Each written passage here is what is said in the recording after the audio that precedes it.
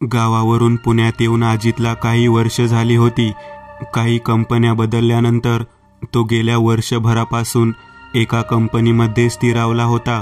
तिथे त्याची ओळख दिव्यासोबत झाली. एका उच्च जातीमधली सुंदर सर्वसामान्य मुलगी. हळूहळू त्या ओळखीचे रूपांतर प्रेमात झाले. अजितचे वय दिव्यापेक्षा थोडेसे जास्त होते, त्यामुळे त्यांनी लवकरात लवकर लग्न करायचा निर्णय घेतला.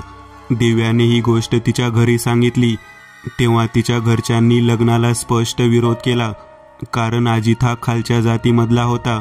अजितच्या घरच्यांचा देखील या लग्नाला विरोध होता, त्यामुळे घरच्यांच्या संमतीशिवाय त्यांनी गुपचूप लग्न केले आणि स्वतःचा संसार थाटला. ही गोष्ट जेव्हा दिव्याच्या घरी समजली तेव्हा त्यांना खूप मोठा धक्का बसला आणि त्यांनी दिव्यासोबत असलेले सर्व संबंध तोडले. अजितच्या घराची परिस्थिती थोडी वेगळी होती. काही वेळा त्याचे आणि त्याच्या घरच्यांचे बोलणे होत होते. हळूहळू अजितवर असलेला त्यांचा राग मावळला आणि त्यांनी दिव्याला घराची सून म्हणून मान्य केले.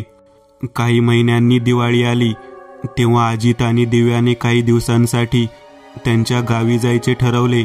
लग्न झाल्यानंतर ते दोघे पहिल्यांदाच अजितच्या घरी निघाले होते.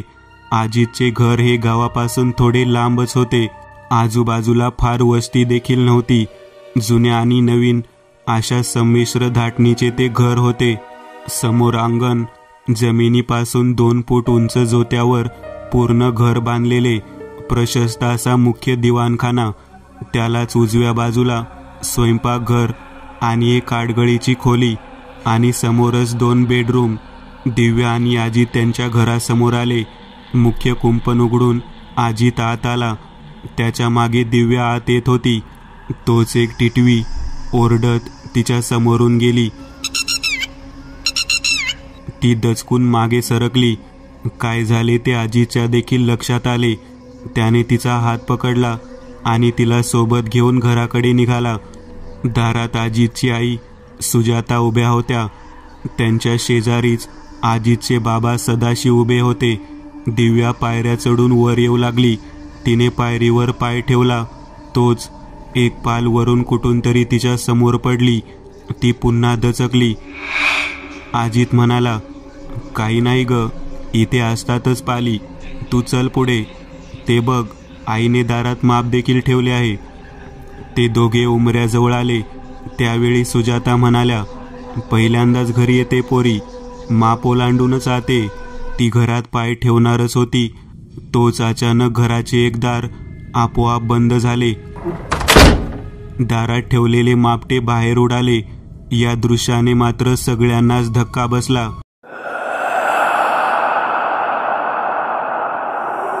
कारण झाडाचे पान देखील हलत नव्हते. पण इतका मोठा हवेचा झोत आला कुठून हेच कोणाला समजले नाही. दिव्याच्या मनात मात्र शंकेची पाल चुकचुकत होती, कारण ती आल्यापासूनच काहीतरी अशुभ घडत होते. सदाशिव म्हणाले, अरे इतका काय विचार करता, आला असेल हवेचा झोत. सुजाता, तू दुसरे मापटे भरून आण. सुजाता यांनी दुसरे मापटे भरून उमऱ्यावर ठेवले. दिव्याने ते मापटे पायाने आत ढकलले. घरात धान्याचा सडा पडला. दिव्या घरात आली. तिच्या मागे सर्वजण आत आले. पण त्या सर्वांच्या मागे फरशीवर उमटणाऱ्या काळ्या पावलांवर कोणाची नजर गेली नाही. रात्रीच्या जेवणाच्या वेळी सगळे टेबलजवळ बसले होते. दिव्या आणि अजित एकमेकांसमोर बसले होते. अचानक दिव्याच्या पायाला कसला तरी स्पर्श झाला. तिला वाटले अजित गंमत म्हणून तिच्या पायावर पाय फिरवत असेल, म्हणून तिने खट्याळ नजरेने अजितकडे पाहिले. पण त्याच्या चेहऱ्यावर प्रश्नार्थक भाव होते. त्यामुळे न राहून दिव्याने खाली वाकून पाहिले तर अजितचे पाय तिच्या पायापासून लांब होते आणि तिच्या पायाला काळ्या रंगाचे डाग पडलेले. तिला काही समजले नाही. त्यावेळी ती गप्प राहिली. रात्री एका बेडरूममध्ये दिव्या आणि अजित बसलेले. तेव्हा दिव्याने अजित समोर तो विषय काढला. त्यावेळी अजित म्हणाला, अगं असं कसं काळे डाग पडतील, तुझ्या पायाला काहीतरी रंग लागला असेल, बघ ते पुसलं पण जात आहे. दिव्या म्हणाली, होय पुसलं तर जात आहे ते, पण मी अशा कोणत्याही जागी गेले नाही जिथे माझ्या पायाला असं काही लागेल. अजित म्हणाला, बरं ठीक आहे, लागला असेल काहीतरी, त्याचा फार विचार नको करूस, झोप आता, काल रात्रभर प्रवास झाला आहे. ते हे बोलत असताना एक काळी आकृती खिडकीमधून त्यांच्याकडे पाहत होती. अचानक हवेचा झोत जावा तशी ती आकृती दिव्याचे केस उडवून निघून गेली. दिव्याने दचकून मागे पाहिले, पण मागे काहीच नव्हते. दिव्याला वेगळेपणा जाणवत होता, पण प्रत्यक्षपणे काहीच घडत नव्हते. त्यामुळे तिने देखील त्याकडे दुर्लक्ष करायचे ठरवले. रात्री 1 नंतर दिव्याला जाग आली. बाहेर तिला कसला तरी आवाज आला. ती उठून बाहेर गेली. दिवाणखान्यात एक छोटा बल्ब चालू होता. जिथे बल्ब होता त्या खाली तिला कोणीतरी उभे असलेले दिसले. अंधार असल्याने तिला नीट दिसत नव्हते, पण जसजसं ती जवळ गेली तिला जाणीव झाली तिथे कोणीतरी बुरखा घालून उभे आहे. तिला धक्काच बसला. ती काही बोलणार तोच ती बुरखा घातलेली बाई तिच्या एकदम समोर आली. दिव्या घाबरून मागे हटली. ती घाबरून पुन्हा बेडरूममध्ये पळून गेली. ती इतकी घाबरली होती की तिने चेहऱ्यावर चादर ओढून घेतली आणि पडून राहिली. तिचे हृदय जोरजोरात धडधडत होते. तिचे पूर्ण अंग घामाघूम झालेले. ती तशीच गप्प पडून राहिली. तिला कधी झोप लागली ते समजलेच नाही. सकाळी तिला जाग आली तेव्हा अजित उठून कुठेतरी बाहेर निघालेला. त्यामुळे तिला त्याच्याशी काही बोलायला जमलेच नाही. दिवाळी 2 दिवसावर आलेली, त्यामुळे ती घरात साफसफाई करत होती. सफाई करताना ती आडगळीच्या खोलीमध्ये गेली. तिथे काही कपाट होते आणि इतर बरेच सामान पोत्यामध्ये भरून ठेवलेले. जास्त उजेड नसल्याने फार काही दिसत नव्हते. बल्ब असला तरी त्याचा उजेड मोजकाच होता. दिव्या काही गोष्टी ठेवण्यासाठी कपाटाजवळ गेली. तिने कपाट उघडले. तितक्यात वरून एक पोते खाली पडले आणि काच फुटण्याचा आवाज आला. नक्की काय फुटले हे पाहण्यासाठी दिव्याने त्या पोत्याला असलेली दोरी सोडली आणि पोते उघडून पाहिले. आतमध्ये काही वस्तू होत्या. काही दागिने होते. फुटलेल्या आरशाच्या काचा होत्या आणि होती नमाज पडायची सतरंजी. हे सगळं पाहून दिव्याला पुन्हा धक्का बसला, कारण हिंदूच्या घरात या गोष्टी असण्याची काही गरजच नव्हती. ती तशीच बाहेर गेली आणि तिने सुजाता यांना त्याबद्दल विचारले. त्यावेळी सुजाता म्हणाल्या, अगं ते आपलं नाहीये, आपले शेजारी होते एक, त्यांचं सामान आहे ते आपल्याकडेच राहिले आहे. तो दिवस तसाच साफसफाईमध्ये गेला. रात्रीचे 10 वाजून गेलेले. अजित अजूनही घरी आला नव्हता. त्याची वाट पाहत दिव्या टीव्ही समोर बसलेली. अचानक वीज गेली. त्यामुळे दिव्याने मोबाईलचा टॉर्च सुरू केला. उजेडासाठी मोबाईल तिथेच ठेवला आणि टीव्हीचे बटन बंद करण्यासाठी दिव्या उठली. ती टीव्ही जवळ गेली. तोच टीव्हीच्या काचेमध्ये तिला तीच बुरखा घातलेली बाई दिसली. तिने मागे वळून पाहिले तर ती स्वयंपाकघरात जाताना दिसली. दिव्या खूप घाबरली. ती मोबाईल घेऊन स्वयंपाकघरात गेली. गडद काळोखात स्वयंपाकघर बुडालेले. सर्वत्र किर्र शांतता होती. मोबाईल टॉर्चच्या उजेडात दिव्या आत आली होती. तिच्या हृदयाची स्पंदने तिला ऐकू येत होती. कपाळावरून ओघळणारे घामाचे थेंब खाली पडत होते. तिला अपेक्षा होती की तिला काहीतरी दिसेल, पण आत कोणीच नव्हते आणि दिसणार तरी कसे, कारण ती बुरखा घातलेली बाई तिच्या मागे हवेत तरंगत होती. तिचे पाय दिव्याच्या डोक्याजवळ होते. दिव्याला जाणीव झाली की तिच्या मागे काहीतरी आहे. तिने टॉर्च वळवून मागे पाहिले तर कोणीच नव्हते. ती पुन्हा मागे फिरली तर तिच्या चेहऱ्यासमोरच ती बुरखा घातलेली बाई उभी होती. भीतीच्या अशा धक्क्याने दिव्याच्या अंगावर एक शिरशिरी आली. ती मोठ्याने किंचाळली आणि बेशुद्ध पडली. तिला शुद्ध आली तेव्हा ती पलंगावर होती. तिच्या बाजूला सुजाता बसल्या होत्या आणि शेजारी सदाशिव उभे होते. वीज आलेली होती. तिचे लक्ष घड्याळाकडे गेले. घड्याळात रात्रीचे 12 वाजून गेलेले. दिव्या म्हणाली, अजित कुठे? सुजाता म्हणाल्या, बाहेर खूप पाऊस सुरू आहे, त्यामुळे तो आज मित्राकडेच राहणार आहे. पण तुला काय झाले? तुझी किंकाळी ऐकून मी स्वयंपाकघरात आले. तिथे पाहिलं तर तू जमिनीवर पडलेली. मग आम्ही दोघे तुला घेऊन आलो इथे. दिव्या म्हणाली. मला कोणीतरी दिसले तिथे. एक बाई होती बुरखा घातलेली. हे ऐकल्यावर सुजाता यांच्या चेहऱ्यावरचा रंग बदलला. पण तरीही त्या म्हणाल्या, अगं काहीही काय, आपल्या घरात कोण येणार आहे बुरखा घालून? अंधार आहे ना खूप. त्यावेळी कदाचित तुला भास झाला असेल. दिव्या अजून पूर्ण शुद्धीत नव्हतीच, त्यामुळे ती काहीच बोलली नाही. ती उठून बसली. काही वेळाने तिला पूर्ण शुद्ध आली. मग सुजाता आणि सदाशिव त्यांच्या खोलीमध्ये गेले. दिव्याचे डोके दुखत होते, म्हणून तिने शेजारी असलेला बाम घेतला. त्याचे झाकण उघडताना तिच्या हातून ते खाली पडले आणि पलंगाखाली गेले. तिने बाम लावला आणि मग झाकण उचलण्यासाठी ती पलंगावरून खाली उतरली आणि वाकून पाहू लागली. तिला धक्काच बसला. पलंगाखालून पाहताना तिला दुसऱ्या बाजूला एका बाईचे पाय दिसत होते. ती इकडून तिकडे चालत होती. पायाच्या घोट्यापर्यंत बुरखा होता. भीतीची एक अनामिक लाट तिच्या सर्वांगातून उसळली. तिने उठून पलंगाच्या पलीकडे पाहिले, पण तिथे तर कोणीच नव्हते. तिने पुन्हा वाकून पलंगाखाली पाहिले. तिला पुन्हा तेच पाय दिसले. ती उठू लागली. तोच तिला पुन्हा धक्का बसला. तीच बुरखा घातलेली बाई 2 पाय मुडपून पलंगावर बसलेली. ती हालत होती. हे सगळे पाहून तर दिव्याचा धीरच सुटला. इतक्यात तो पलंग आपोआप हालू लागला. दिव्या मोठ्याने किंचाळली आणि बाहेर जाऊ लागली. तिची किंकाळी ऐकून सुजाता बाहेर आल्या. दिव्या दिवाणखान्यातच उभी होती.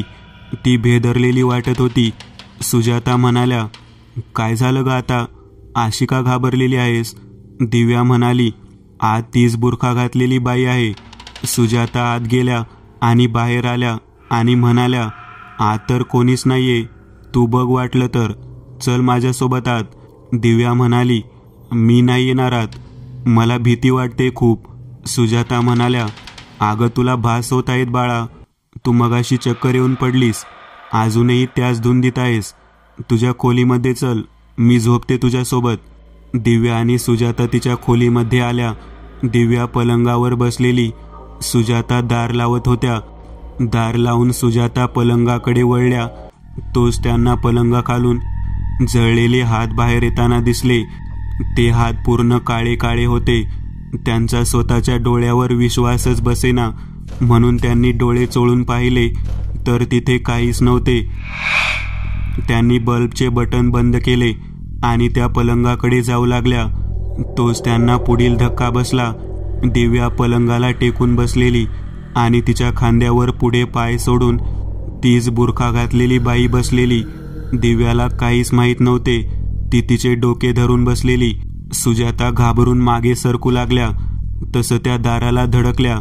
त्या बुरखा घातलेल्या बाईच्या चेहऱ्यावरील बुरखा अचानक वरती झाला. तिचा चेहरा पूर्ण जळालेला, पण तिचे ते भयानक डोळे मात्र आग ओकत होते. तिची ती आसुरी नजर सुजातावर खिळली होती. सुजाता यांनी दार उघडले आणि त्या तशाच बाहेर पडल्या आणि त्यांच्या खोलीमध्ये गेल्या. तिथे सदाशिव बसलेले. सुजाता घाबरतच त्यांच्या जवळ गेल्या आणि म्हणाल्या, आहो ती परत आलीये. सदाशिव म्हणाले, कोण ती? कोणाबद्दल बोलतीयस तू? सुजाता काही बोलणार इतक्या त्यांच्या खोलीचे दार खाडकन उघडले. दारात मोकळे केस सोडलेली दिव्या उभी होती.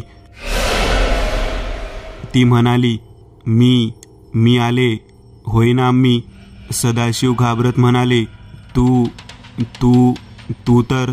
दिव्या म्हणाली, होय, मी तर मेले होते हेच ना. आणि ती मोठ्याने हसू लागली. इतक्या दिव्या त्या दोघांच्या पलंगाजवळ उभी होती. तिने एका हाताने पलंगाची एक बाजू धरली आणि तसाच पलंग उचलला.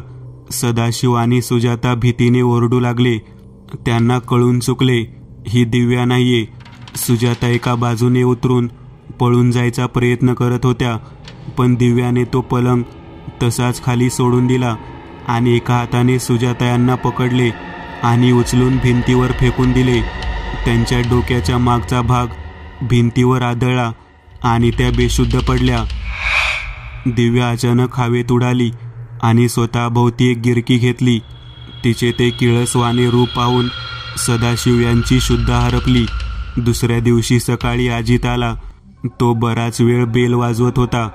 त्या सतत वाजणाऱ्या बेलमुळे सदाशिव यांना शुद्ध आली. तसेच अर्धवट शुद्धीत ते उभे राहिले आणि त्यांनी दार उघडले. त्यांची अशी अवस्था पाहून अजित म्हणाला, काय झालं बाबा, तुम्ही असे का दिसत आहात? सदाशिव म्हणाले, अरे काय सांगू तुला, खूप विचित्र गोष्ट घडली आहे. त्याआधी मला माझ्या एका मित्राला फोन करू दे. तू फ्रेश हो तोपर्यंत, मग मी तुला सगळं नीट सांगतो. सदाशिव यांनी दिव्याच्या खोलीमध्ये जाऊन पाहिले. ती पलंगावर अस्ताव्यस्त पडलेली. सदाशिव यांनी त्यांच्या एका मित्राला फोन केला आणि त्याला घडलेला सगळा प्रकार सांगितला. त्यावेळी त्यांचे मित्र म्हणाले, माझ्या ओळखीचे गृहस्थ आहेत पुण्यात, एकदंत, जे तुला यात मदत करू शकतील. मी आताच त्यांना फोन करतो आणि मग तुला पुन्हा फोन करेल. काही वेळाने पुन्हा त्यांच्या मित्राचा फोन आला. ते म्हणाले, मी एकदंत यांना फोन केला होता. ते यायला तयार झालेत. आज रात्री 8 पर्यंत ते येतील इथे. पण त्यांनी सांगितलं आहे की दिव्याला तिच्याच खोलीमध्ये ठेवा, कोणी तिच्या जवळ जाऊ नका. ते फोन ठेवतच होते तोच दिव्या केस बांधत बाहेर आली. तिला पाहता सदाशिव चपापले. ती सदाशिव यांना म्हणाली, उठलात बाबा तुम्ही, चहा करून आणू का मी? सदाशिव यांनी अडखळतच मान डोलावली. त्यांना काही समजत नव्हते. रात्री पाहिलेली दिव्या नि ही आताची दिव्या यात किती फरक जाणवत होता. तितक्यात अजित तिथे आला. सदाशिव यांनी घडलेला सर्व प्रकार त्याच्या कानावर घातला. हे सगळं ऐकून अजितच्या चेहऱ्यावरचा रंगच उडाला. त्यावेळी सुजाता देखील उठून बाहेर आल्या. तितक्यात दिव्या चहा घेऊन बाहेर आली. तिने सदाशिव यांना चहा दिला आणि आंघोळीसाठी गेली.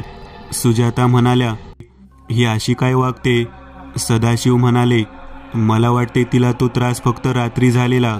आपल्याला मदतीसाठी पुण्याहून एकदंत येणार आहेत, कारण हा प्रकार दिसतो तितका साधा नाहीये. ती परत आलीये हे नक्की. त्या तिघांचा तो दिवस तसाच तणावामध्ये निघून गेला. संध्याकाळी 7च्या सुमारास सदाशिव यांच्या मित्राचा त्यांना फोन आला. त्यांनी सदाशिव यांना त्यांच्या घरी बोलावले. सदाशिव त्यांच्या मित्राच्या घरी पोहोचले तेव्हा तिथे एकदंत बसले होते. त्यांच्या मित्राने त्यांची आणि एकदंत यांची ओळख करून दिली.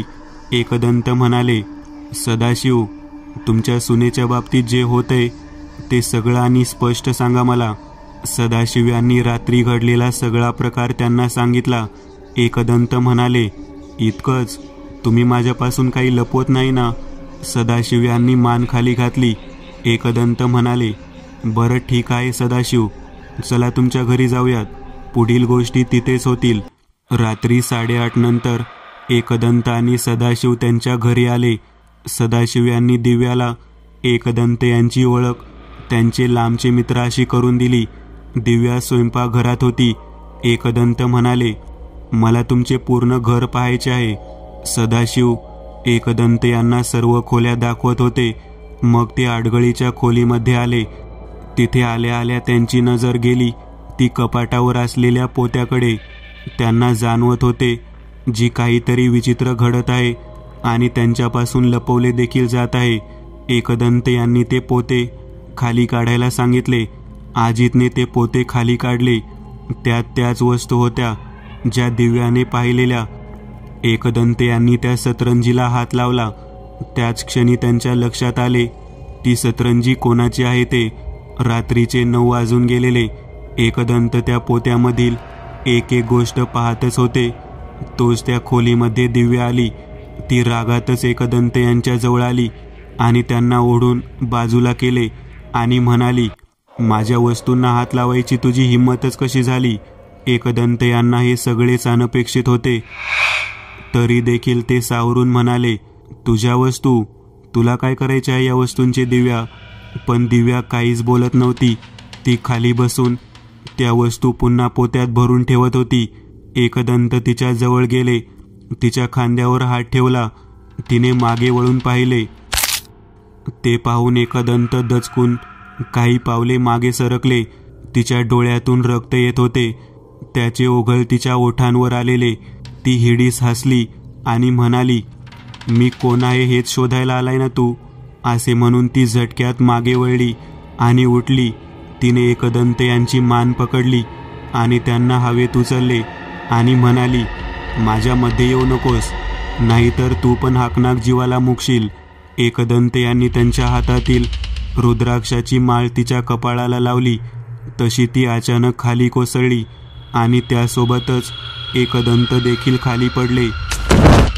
सदाशिव यांनी एकदंत यांना उठवले आणि मग त्या सर्वांनी दिव्याला तिच्या खोलीमध्ये नेऊन झोपवले. एकदंत यांनी तिच्या पलंगाभोवती तांदुळाने एक रिंगण आखले आणि मग सर्वांसोबत ते देखील बाहेर येऊन बसले. मग एकदंत म्हणाले, आता मला सांगा नक्की काय झालेले? दिव्याच्या शरीरात जी वाईट शक्ती आहे ती कोण आहे हे तुम्हाला देखील माहीत आहे, बरोबर ना? सदाशिव यांनी मान डोलावली. एकदंत म्हणाले, मग सांगा आता सगळं नीट मला. सदाशिव म्हणाले, ती अजितची पहिली बायको निखद आहे. अजित आणि तिचे गावामध्ये प्रेम जमले, पण आम्हाला हे लग्न मान्यच नव्हते कारण ती वेगळ्या धर्माची होती. पण तरी देखील अजितमुळे आम्ही या लग्नाला होकार दिला. त्यावेळी गावाने आम्हाला वाळीत टाकले. निखदच्या घरच्यांनी तर संबंधच ठेवले नाहीत, पण त्यावेळी निखदची एक अट होती, ती तिचा धर्म सोडणार नाही. आतापर्यंत तिच्या धर्माच्या ज्या गोष्टी ती करत आली आहे त्या ती पुढे देखील तशा चालू ठेवणार. या गोष्टीचा आम्हाला खूप राग आलेला, पण अजितमुळे आम्ही ते देखील मान्य केले. 3 वर्षांपूर्वी अशाच एका दिवाळीला निखद आणि अजित घरी होते. तिला लागणारे सामान देखील निखद सोबत घेऊन आलेली. एका रात्री आम्ही सर्वजण बाहेर फटाके उडवित होतो. त्यावेळी निखद स्वयंपाकघरात काहीतरी करत होती आणि त्याचवेळी एक रॉकेट उडाले आणि स्वयंपाकघराच्या खिडकीमधून आत गेले आणि गॅस सिलेंडरवर पडले. तिथे सिलेंडरचा भयानक स्फोट झाला आणि तिथेच निखद गेली. आम्हाला काही समजायच्या आतच हे सगळे घडले. आम्ही तिला नाही वाचवू शकलो, पण त्यानंतर तिचे अंत्यसंस्कार करायला कोणी तयार होत नव्हते कारण आम्हाला असे वाळीत टाकलेले. त्यामुळे आम्ही तिला इथे घरामागेच जमिनीत पुरले. त्यानंतर तिचे सर्व सामान आम्ही त्या पोत्यात भरून आडगळीच्या खोलीत ठेवले. त्यानंतर आम्हाला तिचा असा काहीच त्रास झाला नाही, पण आता हा त्रास पुन्हा सुरू झाला. यावर एकदंत म्हणाले, ती आता त्रास देते कारण अजितची दुसरी बायको या घरात आली आणि निखदला हे सहन झाले नाही. आता आपल्याला तिच्या आत्म्याच्या मुक्तीसाठी प्रयत्न करावा लागेल. मी ते रिंगण आखले आहे, त्यामुळे आता तरी त्या रिंगणाबाहेर पडू शकणार नाही. अजित म्हणाला, पण आपण काय करायचे आता नक्की? एकदंत म्हणाले, आपण आता नारायण नागबळीप्रमाणेच एक पूजा घालायची. सुजाता म्हणाल्या, म्हणजे नक्की काय करायचे? एकदंत म्हणाले, सर्वात आधी तुम्ही तिला जिथे पुरले तिथे खोदून तिच्या अस्थी बाहेर काढूयात. सुजाता, तुम्ही तोपर्यंत कणकेच्या गोळ्याने एक मानवी आकृती बनवा, जवळपास 4 फूट उंच अशी असावी. मग एकदंत, सदाशिव आणि अजित त्या जागी गेले जिथे निखदला पुरले होते. अजितने बराच वेळ खोदून त्या अस्थी बाहेर काढल्या. तोपर्यंत एकदंत आणि सदाशिव यांनी बरीच लाकडे गोळा करून आणली आणि चिता रचतात तशी रचून ठेवली. काही वेळाने सुजाता यांनी कणकेचा तो मानवी आकार एकदंत यांना आणून दिला. एकदंत यांनी तो कणकेचा गोळा त्या चितेवर ठेवला. मग त्या गोळ्यामध्ये त्या अस्थी खोचल्या. तिथे त्यांनी छोटेसे यज्ञकुंड बनवले. मग ते आत गेले. त्यांनी ते रिंगण पुसायच्या आधी दिव्याच्या गळ्यात रुद्राक्ष माळ घातली आणि ते रिंगण पुसले. मग एकदंत पुन्हा त्या चितेजवळ गेले.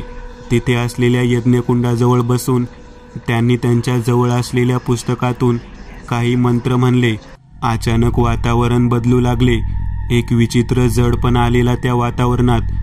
तोच एकदंत यांनी सोबत येताना आणलेले ते पोते त्या चितेवर ठेवले. पण त्यावेळी जोराचा वारा सुटला. यज्ञातील ज्वाला फडफडू लागल्या.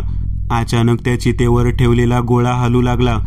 त्यावेळी एकदंत यांनी एक मशाल पेटवली आणि अजितच्या हातात देत म्हणाले, त्या चितेला अग्नी दे लवकर. अजितने घाई करतच ती चिता पेटवली. लगेचच त्या चितेने मोठ्या आगीचे स्वरूप घेतले. त्यात तो कणकेचा गोळा, निकटच्या वस्तू, सगळे काही भस्मसात झाले. काही वेळातच वातावरण पुन्हा बदलले. तोच मोकळेपणा वातावरणात जाणवू लागला. त्यानंतर सर्वजण घरात आले. हॉलमध्ये बसले असताना एकदंत म्हणाले, आता तुम्हाला तिचा काहीही त्रास होणार नाही. खरं तर ती वाईट आत्मा नव्हतीच, पण योग्य अंत्यसंस्कार न झाल्यामुळे तिच्या आत्म्याला मोक्ष मिळाला नव्हता. तिचा आत्मा इथेच भटकत होता. तिला तुम्हाला त्रास द्यायची इच्छा नव्हती, पण ज्यावेळी दुसरे लग्न करून आजी दिव्याला या घरात घेऊन आला, त्यावेळी दिव्यावर तिचा राग उफाळून आला आणि तिने असा त्रास दिला.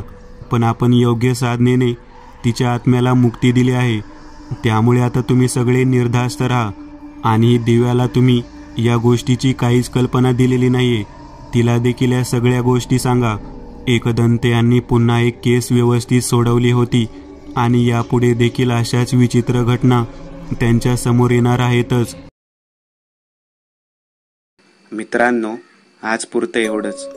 तुम्हाला जर काही गोष्ट आवडली असेल तर नक्की लाईक करा. तुमच्यापैकी बरेचसे जण व्हिडिओ लाईक न करताच पळून जातात, पण हा जर व्हिडिओ तुम्ही लाईक केला तर मला जरा बरं वाटेल आणि असेच भारी भारी व्हिडिओ बनवायची माझ्यात एनर्जी येईल. त्यामुळे नक्की लाईक करा. आणि अजूनही कोणी या चॅनलला सबस्क्राईब केलेलं नसाल तर लगेच सबस्क्राईब करून टाका. आणि बाजूची घंटी ती मात्र दाबायला विसरू नका. देवाची घंटी आहे ती. चला तर मग पुन्हा भेटूया अशीच एक आगळी वेगळी गोष्ट घेऊन पुढच्या